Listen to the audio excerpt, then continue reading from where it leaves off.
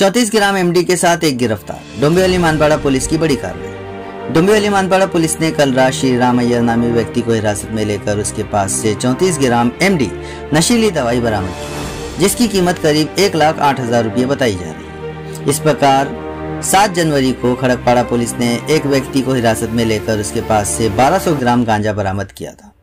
कल्याण के बाजारपेट police ने 2 दिन पहले नशीली कोरेस दवाई का धंधा करने वाले 2 युवकों को गिरफ्तार करके उनके पास से बड़ी मात्रा में कोरेस की बोतलें बरामद की।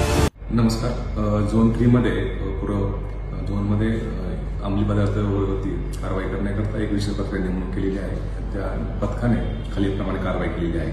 कालच रात्री या पथकाने मानपाडा पोलीस स्टेशन हद्दीमध्ये एक विनय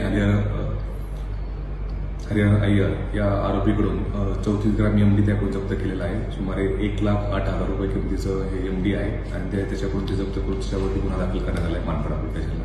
त्याचप्रमाणे दिनांक 7 तारखेच्या रोजी खडकपाडा पोलीस स्टेशन या ठिकाणी अंदाजे 1200 ग्रॅम पर्यंतचा गांजा या पथकाने रिकव्हर केलेला आहे। त्याच्यामध्ये लक्ष्मण रेड्डी याच्यावरती गुन्हा दाखल एनडी प्रमाणित करण्यात आलेला आहे। त्याचप्रमाणे बाजारपेठच्या पोलीस स्टेशन हद्दीमध्ये काही कोरेक्स जे औषध आहे ते औषध नशेकरता वापरण्याबाबतची तक्रारी प्राप्त होती। त्या अनुषंगाने त्या ठिकाणी कारवाई करून त्याच्यामध्ये गुन्हा दाखल करून 2 आरोपी त्यामध्ये अटक करण्यात आले। अशा प्रकारची कारवाई पूर्ण परिमंडळामध्ये सुरू आहे।